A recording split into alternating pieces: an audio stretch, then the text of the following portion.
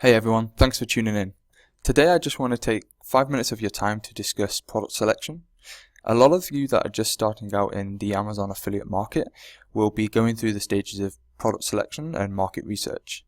And what I've found is that a lot of beginners to the market will discard products within the several $100s range, $300 or $400 or more. And I don't really see why you should be doing that.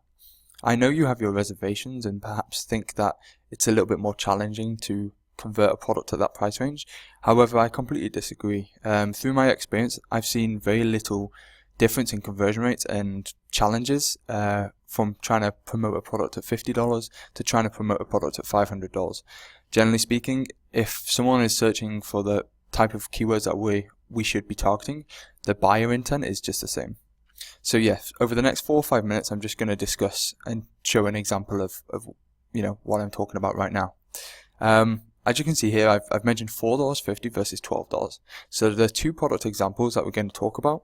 One of them, at a commission of 6%, you would get $4.50. The other product, at a commission of 6%, you'd get $12. Which one would you rather have? So let's go into this. Let's start with Long Tail Pro. Basically, I try to select two keywords which have the same amount of local searches at completely different price ranges and very similar keyword competitiveness. The reason I did this is because I wanted to try and make the example fair. I don't want to obviously be biased or show a product that's $20 and it has a keyword competitiveness of 18 and a product at $400 and has a keyword competitiveness of 36, because that's not really a fair comparison. I think in this case it's pretty fair, and actually, interestingly enough, the product that's priced higher has a lower keyword competitive score than a product that's priced lower. So let's have a look at these. So we have best tankless water heater and best bread machine. So what we're going to do now is go to Amazon and look at the bread machine first. What I did is I basically just typed bread machine, and obviously all of the related products have appeared here. What we're going to do is just have a quick look at the prices of these. So the best selling one is $60. Another very successful one is $100. What else have we got here? $70, $128. Wow, that's expensive. That's really expensive. Who would pay $250 for a bread machine? Okay. Wow, that one is as well. Okay, the majority of them, I think we can fairly say they're between $50 and $100, most of them, except these two. And they're both by the same brand, so obviously, if you did go into this niche, then I would definitely look at targeting keywords with this brand in, like best Zoshi Rushi bread machine, because obviously you'd be getting this sort of commission rate. However, on a general scale of things, for the keyword best bread machine, I think the majority of consumers are going to be looking at products between $50 and $100. So what I did is I just took the average of $75, went to Google, got the 6% commission, which is $4.50. So let's just say for every bread machine that we sell, we'll be getting $4.50. Next, let's have a look at tankless water heater. So here we go.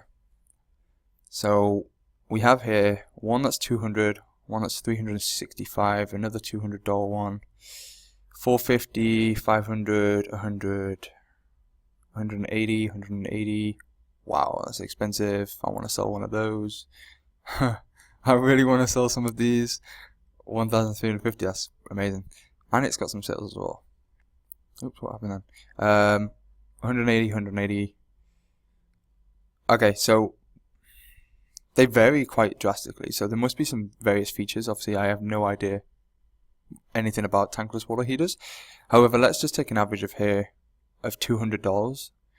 Now I know, yeah, let's take $200. Yeah, 200, 200, 365. I know a lot of these are actually priced higher than 200, but I wanted to be conservative. Plus, we have two pretty big selling products here at 200.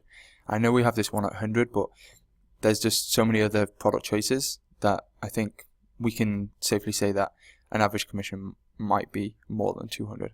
So let's just take 200, and what we can see here is 6% of 200 is $12. So already we're seeing almost 3 times the amount of commission from getting a sale of this compared to a sale of a bread machine. Now, if you go back to Longtail Pro, and you're doing your market research, and you look, and you're thinking, okay, I'm going to go with a bread machine because it's cheaper, it's more likely that people convert. No, that's not the case. With keywords like this, where the buyer intent is so strong, the conversion rates that I've seen at least, and hopefully if anyone else is listening, please chip in with your own experience, but what I've seen is the conversion rates are very similar. So a person looking for a bread machine versus a person looking for a tankless water heater, they're both in the market. Both of their intent is very similar. Therefore, they will convert at a very similar rate. The only reservations I have with saying that, I guess, with that statement is, I guess, larger purchases where you're talking a couple of $1,000s, where maybe potentially the consumer has to talk to their wife or their husband, or when it's a bigger investment. But with something like this, I think we can safely say that the conversion rates will be very similar. Secondly, the keyword competitive score for bread machines is higher, so that alone, if you're going to target keywords around here, I would go with the best tankless water heater. And another interesting thing, which I wasn't actually going to mention in this video, but because I took a look before I set this video up, I thought it was quite interesting. If we look at best tankless water heater, the actual competition is amazing. It's pretty good. Like, we have one here that's got a domain authority of 5 and is ranking, what's that, 6th place? 1, 2, 3. Yeah, 6th place. 5 domain authority. 21 page authority. It's good keyword competitive score considering it's a 5 domain. But I mean, yeah, whoever owns that site's been running it for 5 months. It's amazing that he's doing so well already, to be honest. There's another one here at 12. It's 1.5-year-old site. But again, he's ranking 5th. Yeah, 5th.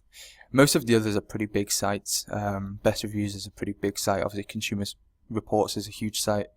Hub Pages is obviously like Webput 2.0.